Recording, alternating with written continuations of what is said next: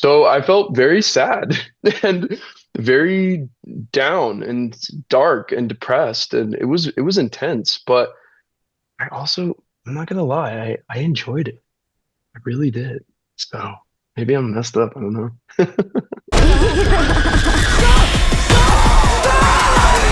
I love you. I love you. I love you. I love you!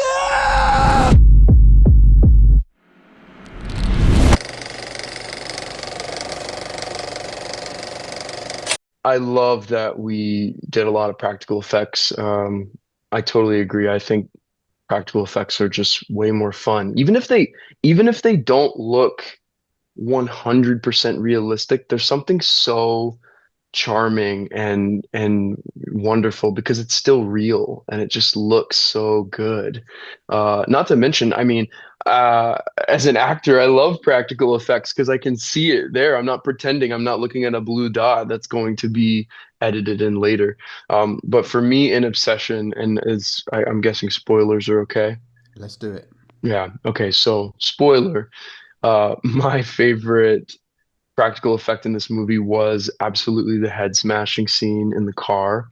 It I already know it's one of the most talked about scenes of this movie. I would say it's the biggest shock of the movie.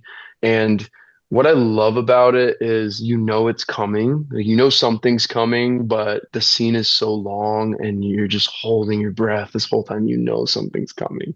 And it's so over the top and incredibly satisfying. And it I remember on the day that we shot it, it was so much fun. It was just disgusting and I'm being covered in blood. And yeah, I think it's one of those scenes that's gonna live on for a very, very long time. I remember we watched it on the monitor after we shot it, and it was gross and some people were like getting sick to their stomachs. Like it was the best. I love that stuff. And you may have heard uh, the director Curry had to cut a few of the smashes to keep the rating of the movie from NC-17 to keep it to R. But you know, don't worry, like there's still an absurd number of head smashes in this film. If the wish that Nikki made at the end of the movie came a little bit later and Bear had been able to vomit up the pills that he took, I don't think things would have been much better for for Nikki and Bear. I think they may, I think Bear may have survived a little bit longer, but the way I look at it is in the film, Nikki often would just like wait for Bear all day. You know, there's a scene where she didn't move all day. So I think if they were both under the spell and completely infatuated with each other, I think they'd probably just like waste away staring into each other's eyes. I don't see it going very well. Not to mention, friends are dead, blood is everywhere. Maybe the cops would have came, or that too. Maybe the cops come and arrest them, and then they just like they get to jail and they just like beat their heads against the bars trying to get to each other. I don't think it would have been very good.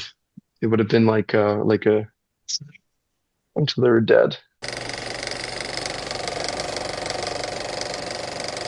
They really did a good job recreating it for the prop that they're selling. It does, maybe it looks a little bit more like vintage, but I mean it's so cool.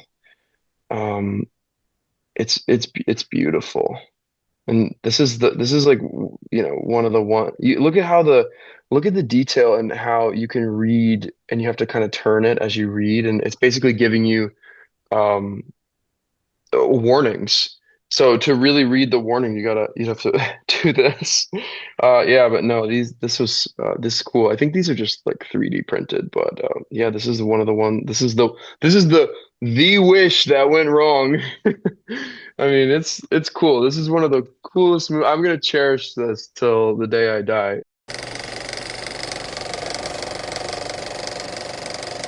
was really hard to leave the work. I think it was 12 hours of around 12-hour days. So half of the day on set, like, and then going and then knowing that then I'm getting home, right? And I want to get as much sleep as possible, but we've got a very like 20 days to shoot this movie. So we were filming many, many pages every day. So I had a lot of lines to learn or just scenes to think about.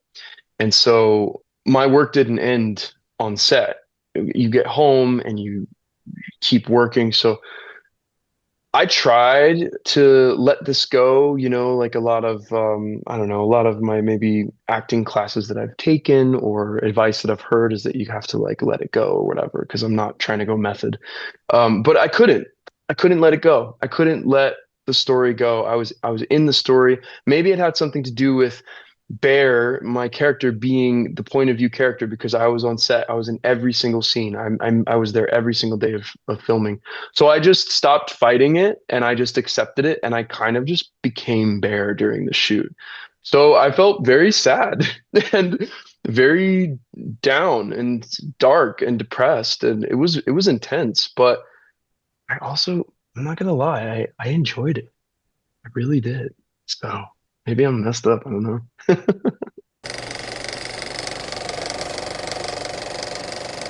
Well, that's a great question. So I previously mentioned that, originally when we shot this, there's a camera like tilt where we see Bear's cat and it kind of mimics the scene, the way that the camera moves at the end.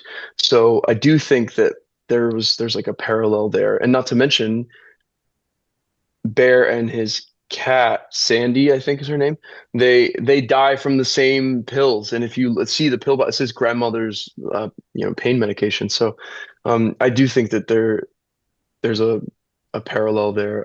Whether or not that symbolizes anything, I haven't thought about that, maybe. But yes, I think there's like a parallel there. And something that you just made me think of is um like how did the cat get into the pills in the first place? Like that's such an interesting thing. Like and it's up for interpretation. There's two ways that I imagine that could be, and I asked the director, and he's just like, I don't know. And I'm like, oh, I want to know. But the two ways that I could imagine that could be are that one, Bear is really depressed, and he's been like taking one at a time, like just because he's avoiding and he's just like, hey, pop on a cartoon and take a, oxycodone or whatever it is. And so maybe he just had them sitting out on the counter and didn't close the lid, and the cat knocked it off. I think that's very possible. Or perhaps because his grandmother passed away and gave him the house, and clearly he never cleaned up, and it was just out, and he never it was up on a shelf. He never knew it got knocked off. We don't really get to see that. A lot of the movie is kind of like that. Things are just the way they are, and if you ask the director like what's up with this, most of the time he would just be like, could have been this, or yeah, could have been that, and I'm just like, oh. But it's fun. Like you get to use your imagination.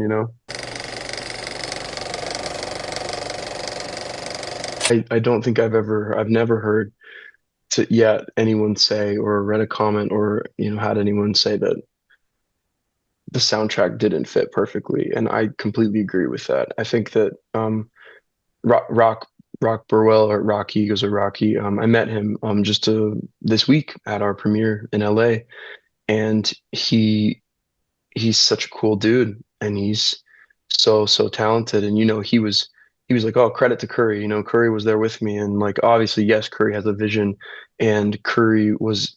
I think it's very obvious that Rocky's amazing, and that combination with Curry's vision led to this product. Some of my favorite moments that I remember from the film are when Bear first sees the willow. Oh, it's so dreamy and magical, and um, the tension that it builds throughout the film, and at the end in the bathroom, the like toward the end in the finale when Bear is like, reckoning, what is he gonna do? Where it kind of zooms in and then the wish is made and it comes out and it just that that music is like burned into my skull. I actually think I have a hard time listening to it, like just to listen to it because it brings me back. It's tied to the film and um I didn't even notice it. Like on the first watch, I knew that the music was really great. It really went with the film. But on my first watch of the film, I think I was more paying attention to the story and then like my performance, because it's like, oh, I've never seen. I want to see how, But I do remember that the music just felt like it was just a part of the film. It didn't distract at all. And upon watching it again and again. Yeah, it's absolutely perfect. Also, like totally my taste. I love listening to movie soundtracks. I listen to them in the car or if I'm riding, and it's right up my alley.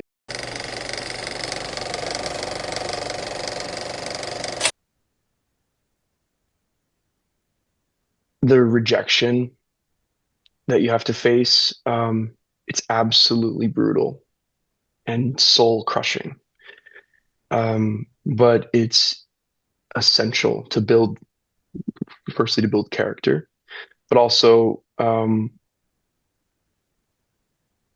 you need to be able to develop a thick skin because even when you do get your big role or whatever, or a big role, that the people are gonna have no one is going to like, even if you have a perfect score movie, there's going to be people who don't like you. There's going to be people who say horrible things about you and have preconceived notions about you. So you need to kind of develop a thick skin.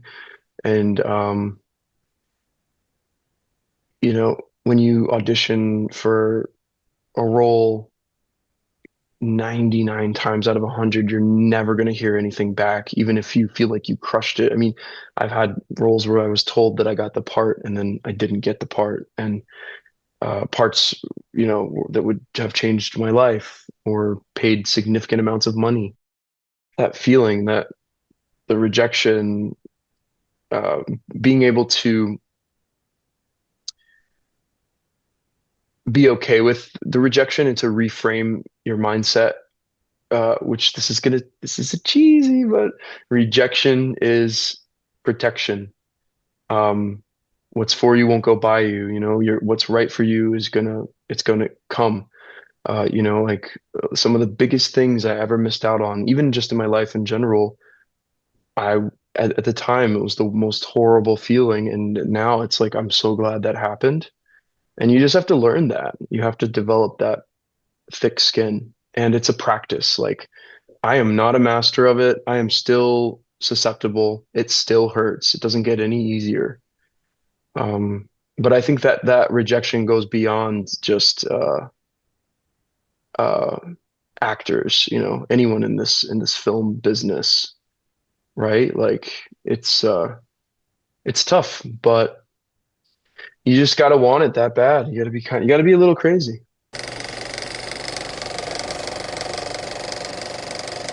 I really love the original Blair Witch Project. Just the tone that it created. It really got under my skin. Just some really, I think it's also horror, but thrillery movies that just really got me going. Like Green Room. That movie is intense. And my dad he showed me a bunch of the Rob Zombie movies when I was young, and they're really screwed up, but those can get under. Those are mean movies. Like it's funny because I don't love really mean horror movies like the adaptation of Stephen King's recently the Long Walk. That movie was so mean. I was pissed at the end of it, but I'm not gonna lie, I still loved it. Um, but let's see other movies. Like I have a few. Let's see, like oh man, like Children of Men.